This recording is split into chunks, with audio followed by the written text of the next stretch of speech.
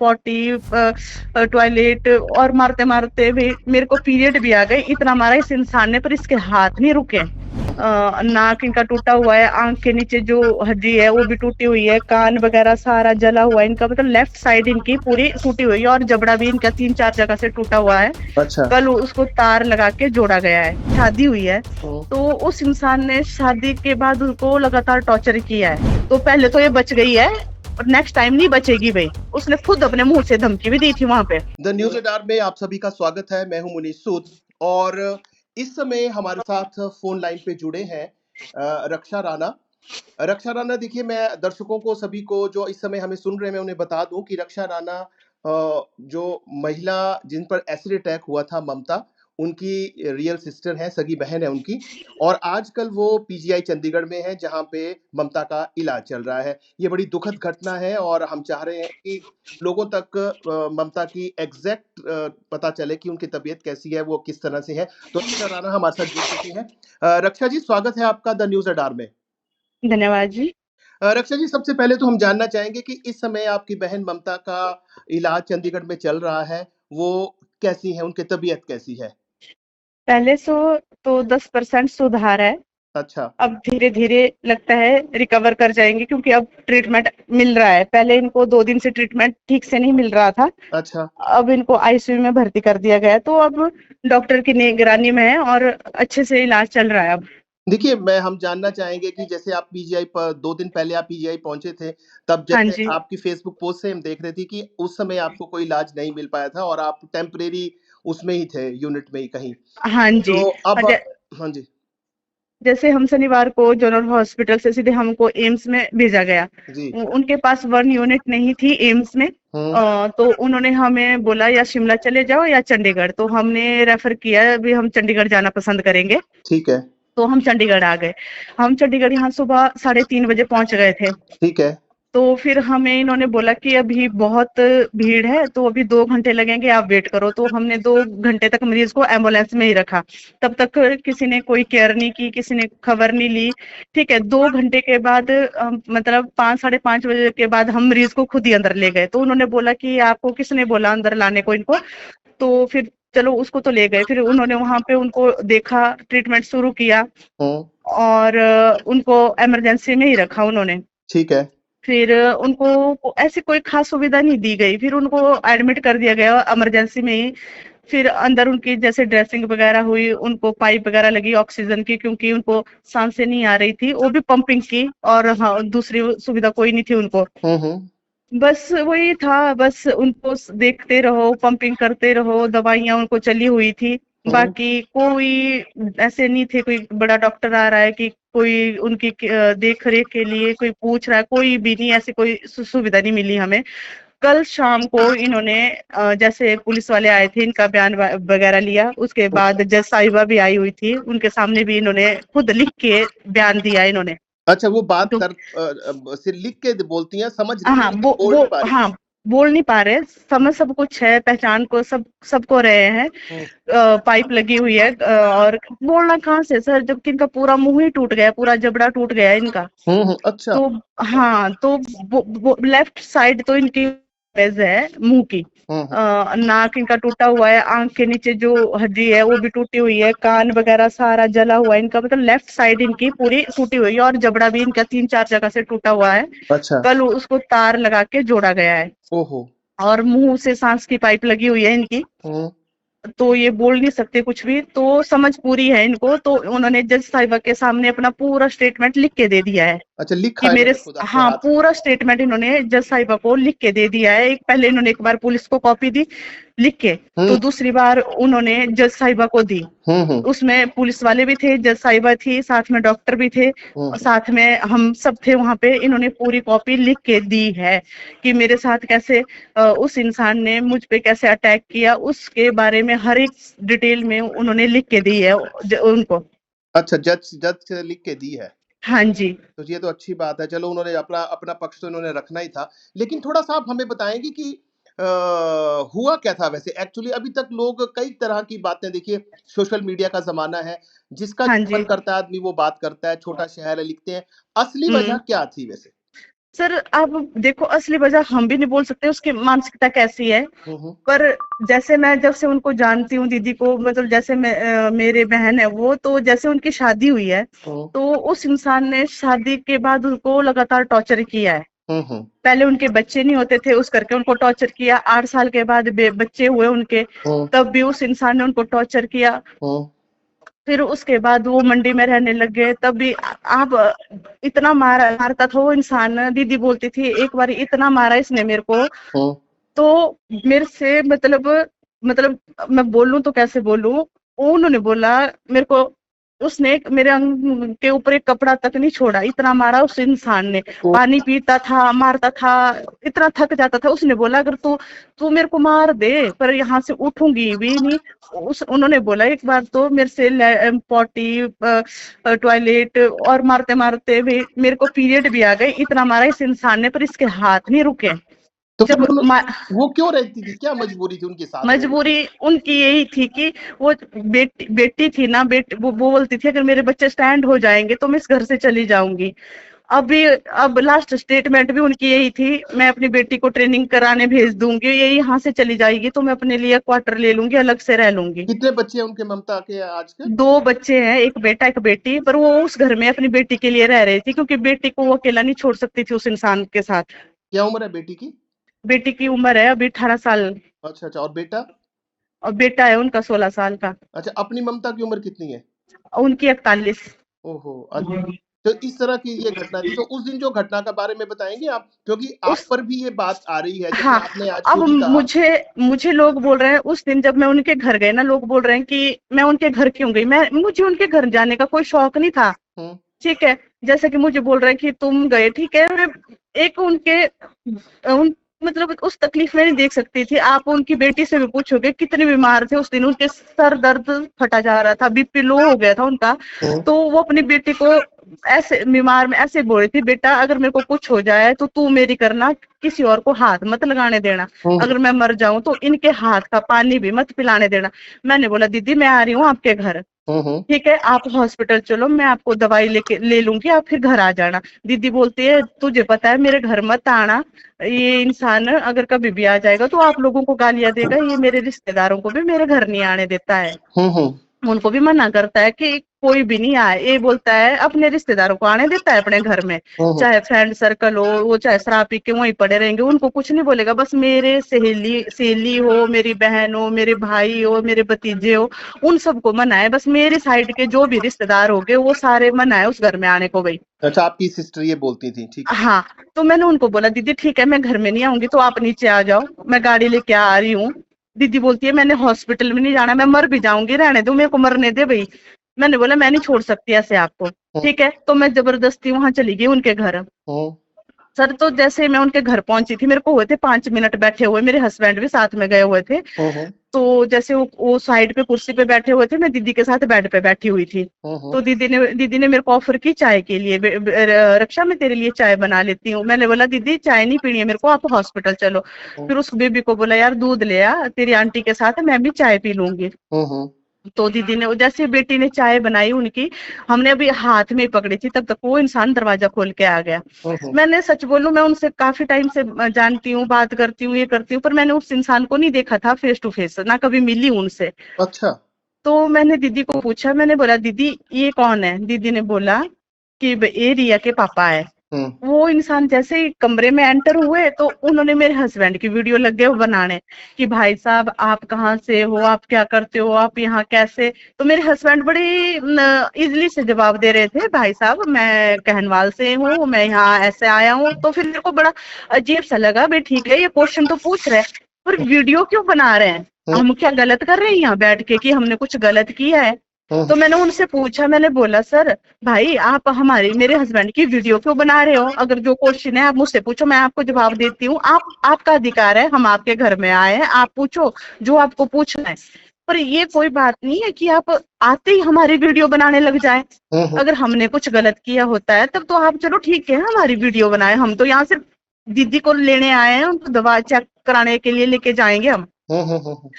तो फिर दीदी ने बोला रहने दे मैं इसकी वीडियो बनाती हूँ, ये इंसान ऐसा ही करता है, जबकि इनका कोर्ट केस 3-4 साल हो गए पहले भी चला हुआ है।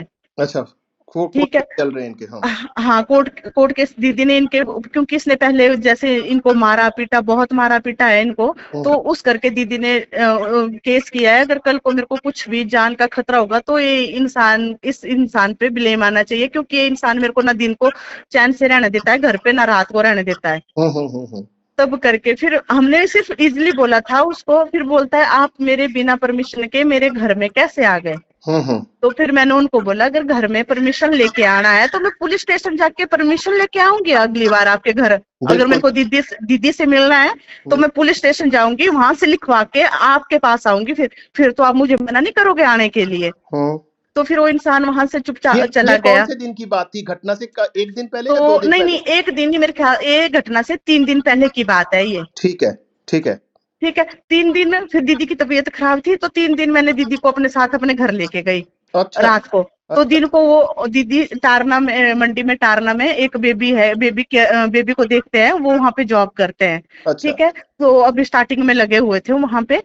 तो वो सुबह 10-11 बजे वहां बेबी के पास जाते थे, शाम को 5 बजे आ जाते थे। तो वो थोड़ी देर अपने घर जाते थे, तो मैं उनको बोलती थी, उसने देखना उस वीडियो में उसने धमकी दी है, अगर आप लोग नहीं होते तो मैं इसके साथ कुछ भी कर सकता था। उस वीडियो में उसने धमकी भी दी है हमने जो डाली हुई है। ठीक है। तो पहले तो ये बच गई है और नेक्स्ट टाइम नहीं बचेगी भाई। उसने खुद अपने मुंह से धमकी भी दी थी वहां पे। अच्छा।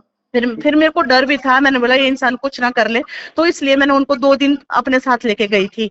मैं दीदी आप मेरे घर चलो। उस दिन आप नहीं मानोगे, उस दिन 5 बजे के आसपास दीदी से मेरी बात हुई थी। मैंने दीदी को बोला दीदी आप मेरे साथ मेरे घर चल रहे हो। फिर दीदी ने बोला नहीं यार मैं नहीं जाऊंगी, मैं जाऊंगी घर पे, बेटी है मैं उसको देख के आती हूँ। 2 दिन हो गए मैं नहीं गई भाई।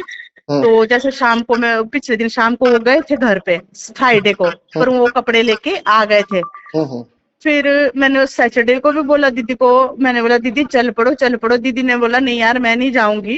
तो दीदी ने फिर मैंने बोला ठीक है आप, मैं 7 बजे फोन करूंगी, मैं जॉब करती हूँ, तो मैं आपको 7 बजे ऑफ होने के बाद मैं आपको फोन करूंगी, आप तब मेरे साथ चलना। दीदी ने बोला यार मैं नहीं चलूंगी, अभी मेरे को एकादशी की परिक्रमा करनी है, फिर मेरे को वहां ऊपर जाके कान्हा के पास कीर्तन भी करना है, माधव राय है ना मंडी में। हाँ जी हाँ जी। तो वहां जाके मेरे को कीर्तन वगैरह करना है, तो मैं 8:30 बजे फ्री हो जाऊंगी। मैंने बोला कोई इशू नहीं है, मैं 8:30 बजे तक आपका वेट कर लूंगी। जैसे ही मैं फ्री हुई तो मैंने फोन किए उनको, बहुत फोन किए 7 बजे के बाद। मैंने बोला फोन का रिस्पांस कोई नहीं दे रहा है। फिर मेरे हस्बैंड गाड़ी लेके आ गए। फिर मैंने उनको बोला आपकी ममता दीदी से बात हुई? उन्होंने बोला नहीं मेरी तो कोई बात नहीं हुई। मैंने बोला उनको फोन करो, मेरा फोन नहीं उठा रही। तो फिर मैंने उनका फोन लिया, मैंने उनके फोन से मैसेज तक किए। मैंने बोला ऐसा करके कि मैं तेरे घर आ रहा हूँ, तू फोन उठा रही है कि नहीं उठा रही है। उनके अपने हस्बैंड की फेसबुक से भी मैसेज किए मैंने उनको, फोन भी किए उनके, मैं फेसबुक से भी किए, अपनी फेसबुक से किए, व्हाट्सएप से किए, मतलब आप नहीं मानोगे कोई 20-30 पता कितने फोन किए मैंने उनको 8 बजे तक। तो फिर कोई रिस्पॉन्स ही नहीं आ रहा था। तो फिर मैंने बोला यार दीदी होगी है नाराज रहने दो, हम चलते हैं घर। जैसे ही हम घर चले, मंगवाई से थोड़ा ऊपर पहुंचे, तब तक मेरे को मंडी मार्केट है एक भैया मनीष दुगल करके, उन्होंने मेरे को फोन किया, रक्षा यार जो वीडियो तूने डाली थी उस इंसान की तरह एक इंसान लग रहा है सैंड मोहल्ले में, उस इंसान ने अपनी वाइफ के ऊपर एसिड फेंक दिया है। मैंने बोला भैया बात बोल क्या रहे हो आप? बोले हाँ यार, बोले बेसिकल वो है कहाँ से? मैंने बोला वो है सरका घाट से। बोले सुनने में ऐसा ही आ रहा है कि वो इंसान यहाँ का नहीं, वो सरका घाट से कहीं और से है, वो यहाँ बसे हुए। तो फिर मैंने बोले न्यूज चली हुई। मैंने बोला भैया न्यूज चली हुई, फोटो है आपके पास? बोले हाँ मेरे पास फोटो है। मैंने बोला फोटो भेजना मुझे व्हाट्सएप पे। अगर जैसे आप नहीं मानोगे, मैंने वो फोटो देखा, मैंने अपने हस्बैंड को बोला ये इंसान तो वही है। मैंने बोला अभी गाड़ी घुमाओ यहाँ से और चलो हॉस्पिटल। ले गए बोले उसको। मैंने बोला चलो हॉस्पिटल भाई। वहां हॉस्पिटल गए हम, जैसे ही पहुंचे हॉस्पिटल तो दीदी को डाल रहा था एम्बुलेंस में। तो मैंने नहीं देखा दीदी का चेहरा कितना जला हुआ था, क्या जला हुआ था। मेरे को उस समय कोई सुध बुध नहीं थी। दीदी के वहां पे जितने भी थे, हम सारे फ्रेंड सर्कल वाले सारे खड़े हुए थे, दीदी की जितनी भी फ्रेंड थी वहां पे थी। अच्छा ठीक है। और बेटी थी साथ में, और कोई नहीं था वहां पे उस समय। और क्योंकि इनके मायका सरका घाट में है, क्योंकि सरका घाट से एकदम से कहाँ आना था। तो फिर मेरी बेटी 9 साल की है, मैंने अपनी बेटी को अपनी फ्रेंड के वहां छोड़ा। मैंने बोला दीदी आप देखोगे? दीदी ने बोला कोई बात नहीं तू छोड़ मैं देखूंगी। वो मेरी बेटी किसी के साथ नहीं, इतने मुश्किल से उसको कन्विंस किया उनके साथ रहने के लिए। तो फिर एम्बुलेंस में जगह थी नहीं, तो मैंने अपने हस्बैंड को बोला आप गाड़ी करो और एम्बुलेंस के साथ चलो, हम साथ में ही जाएंगे।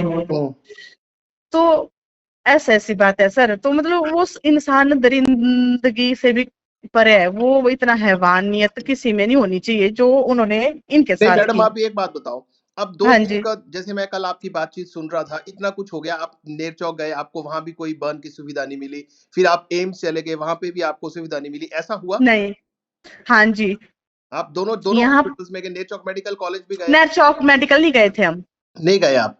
नहीं, जोनल हॉस्पिटल से हमें सीधे रेफर किया है एम्स। एम्स में भी कोई यूनिट वगैरह की, वहां पे कोई है ही नहीं उपचार, वो सिर्फ नाम के हॉस्पिटल बने हैं बड़े। हुँ, सरकार का वहां पे कुछ भी नहीं है ऐसा भी प्रावधान की, और सिर्फ नाम के हॉस्पिटल है। अब हम यहाँ पीजीआई आए, यहाँ तो आप बोलोगे दुनिया भर की लोग आते हैं यहाँ पे। तो अच्छा, यहाँ पे भी सिर्फ 12 बर्न यूनिट है, सिर्फ 12। हुँ, अब सोचो, अब 12 बुक है, अगर 12 में से अगर 2-3 अगर ऐसे और लोग आ गए तो उनका उपचार करेंगे कैसे? मुझे तो ये समझ नहीं आती।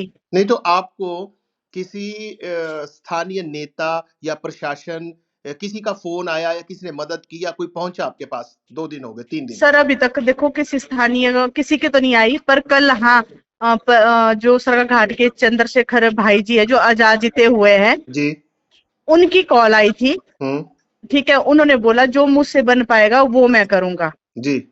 और वो अब तक और किसी भी लोगों की या नेता की या बड़े लोग किसी ने भी कोई भी सुनाई नहीं की, और ना ही इस केस के ऊपर ना आगे प्रोसेस कर रहे हैं, ना टिप्पणी की हुई है कोई भी नेता। ये सिर्फ वोट बैंक के लिए आते हैं। अगर इनको लगेगा कि यहाँ हमारा वोट बैंक है तो ये आ जाएंगे यहाँ पे, जब आपको इनको पता आपको लगेगा। किसी किसी प्रकार की कोई मदद, कोई सहायता नहीं मिल पाई है किसी की? नहीं। हैं जी? नहीं, नहीं, आपको कोई सहायता नहीं मिली है ना? अभी तक कोई भी नहीं। अभी तक जो भी है, अभी उन उन उनसे ही बात हुई मेरी, हमारी जो तो सरायघाट के उन्होंने क्या एमएलए, सहायता दी आपको? उन्होंने बोला है कि जो भी मेरे से बन पाएगा वो मैं करूंगा। आप जितना मेरे से होगा मैं वो करूंगा, मैं आपके बिल वगैरह भी फ्री करवा दूंगा आप, ये सब बोला है उन्होंने। आश्वासन दिए उन्होंने। क्योंकि हाँ। देखिए अभी कोई आपके पास चंडीगढ़ पहुँचा नहीं है, पीजीआई में कोई पहुँचा नहीं है, नहीं, कोई नहीं पहुंचा है। आज प्रशासन की सुबह तरफ। चंद्रशेखर भाई जो है उन्होंने अपने किसी को भेजा था, पवन ठाकुर करके, वो आए थे आज सुबह। अच्छा, तो चंद्रशेखर जी हाँ। ने जो धर्मपुर के विधायक हैं उनकी तरफ से हाँ, आपको विधायक है, कोई पवन आए एमएलए। थे सुबह? हाँ, उन्होंने भेजा था। अच्छा, हाँ, वो बेटी हमसे मिलके गए हैं, उन्होंने बेटी को पैसे भी दिए कुछ। हुँ, तो और भाई ने उन्होंने कहा है कि आगे अगर कुछ भी हेल्प चाहिए तो वो करेंगे। आप जब मर्जी फोन करें, जैसी मर्जी परिस्थिति होगी मैं खड़ा रहूंगा भाई। अच्छा। उन्होंने बोला ये बातें, चलिए, तो और बहुत, किसी ने नहीं बोली। सिर्फ आप कह रहे हैं कि सिर्फ और सिर्फ आपको अभी तक चंद्रशेखर जी की तरफ से ही जी। जी। मदद का हाथ बढ़ा है, जी। चाहे किसी भी रूप में बढ़ा हो, फ़ोन पे वो खुद भी आपसे मिलने ज़रूर आ सकते जी। हैं। जी। और आप अब आगे क्या अपेक्षा करते हैं प्रशासन से, सरकार से? हम तो यही करते हैं, क्योंकि दीदी देखो अकेले स्ट्रगल कर रही है। हुँ, हम चाहते हैं कि उनको मदद मिलनी चाहिए, हुँ, और साथ में उस इंसान को सजा मिलनी चाहिए। हुँ, उस इंसान को या तो फांसी दी जाए या तो ऐसी सजा दी जाए कि वो उम्र भर तड़फे उस चीज को, हुँ, क्योंकि वो जिंदा तो बचना नहीं चाहिए, क्योंकि उसने इस औरत को इस हाल में पहुंचा दिया है ना, ये जिंदा है अभी ना मर सकती है। हुँ। तो उस इंसान को भी ऐसी ही सजा मिलनी चाहिए, क्योंकि हमारे देश का कानून बहुत गंदा है। यहाँ पे किसी को सजा नहीं मिलती। हाँ, बड़े बड़े लोग पैसा खिला के निकल जाते हैं, उसका भी क्या पता वो कल को निकल जाए, हुँ। क्योंकि कानून बिका हुआ है सरासर। नहीं तो ये केस जो केस चलते रहते हैं बस। नहीं, वो जो अब जो जो देखिए जिस तरह की बातें सोशल मीडिया पे आ रही हैं या लोग बोल रहे हैं, कहते हैं कि जो ममता थी, कहीं न कहीं वो भी हर हर बात जो थी सोशल मीडिया पर डालती थी, उसका भी गुस्सा या ज़हर देखो दिमाग में। सुनो, ठीक है सर, मैं सोशल मीडिया पे उन्होंने कब डाली ये बात है, आप उनकी सोशल मीडिया में अकाउंट में जाके देखना। हुँ, ठीक है। हुँ, जब इंसान को हद हो जाती है, कोई रास्ता नहीं दिखता। मेरे ख्याल से 1 महीना हुआ होगा अभी दीदी को अपनी सोशल मीडिया में अपनी बातें डालते हुए, वो भी पूरी तरह नहीं डालती थी हुँ, हुँ, वो भी अब जाके डाली उन्होंने। जब उनको उस दिन उन्होंने उस इंसान ने जो हंगामा किया घर पे, तब जाके शायद कहते हैं ना, मतलब भगवान लास्ट में होता देता है दिमाग। तब अगर अगर उन्होंने वो अपने मुंह से नहीं बोली होती बातें तो लोगों को नहीं लगता पता। पहली बार उन्होंने पति के बारे में सोशल मीडिया में डाला है। आप उनकी सोशल मीडिया देखना, कितने सालों से चला रहे हैं वो कुछ भी नहीं डाला उन्होंने अपने पति के बारे में, कुछ भी नहीं। जबकि वो इतना अत्याचार करता था, इतना मारता था, पीटता था। उसको घर खर्च करने के लिए भी वो पैसे नहीं देता था। वो खुद कमाती थी, खुद खर्च करती थी अपने पैसे। हुँ, कोई सुविधा नहीं है उसकी। वो उस घर में रहती थी अकेले उसका घर बेशक है, पर उस घर में एक कमरे में रहती थी, उसमें उनका रसोई भी है, सब कुछ है उनका, उसमें खाना भी बनाना, ठीक है। आप खुद मेहनत करती थी, और यहाँ तक वो लोगों के घर में बर्तन मांज मांज के भी अपना गुजारा किया उन्होंने। जिस दुकान की लोग बात करते हैं कि उस इंसान ने मेहनत करके खड़ा किया है, तो कई साल उस दुकान में भी उन्होंने उसके साथ मदद की है। उस दुकान में बर्तन साफ करती थी और साथ में उस इंसान के काम किया है, कंधे से कंधा मिला के खड़ी हुई है उस इंसान के। पर उस इंसान को तब भी उसकी कोई कदर नहीं है, और आज इस हाल में पहुंचा दिया उस इंसान ने, सिर्फ अपने गुस्से के कारण, सिर्फ अपने, बस अपने बारे में सोचता है, जो वो सोचता है वही सही है। चलिए ठीक है, आपने हमसे बात की रक्षा जी। हम चाहेंगे कि ममता जी जल्द स्वस्थ हो। आपने ये बात कही कि 10% कल से पहले सुधार है, क्योंकि कल तो आप भी डर गई थी और आप हाँ भी ये कह जी। रही थी कि उन्हें सांस ले, अब वो सांस ले पा रही हैं या नहीं ले नहीं, सांस अभी भी वैसी है उनकी, पंप चली से? हुई है। हाँ। हाँ, ऑक्सीजन से ही अगर वो नॉर्मली आ जाएगी तो बिल्कुल जल्दी रिकवर कर पाएंगे वो, बस वही दिक्कत है अब सबसे ज्यादा तो हमें। चलिए रक्षा जी, सबकी जो देखिए सबकी जो ब्लेसिंग्स है इस समय ममता के साथ है, सब लोग दुआएं कर रहे हैं कि वो जल्दी स्वस्थ हो जाए।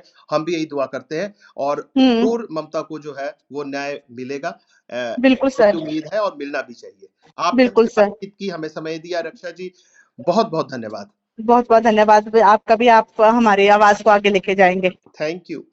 ठीक है, धन्यवाद सर।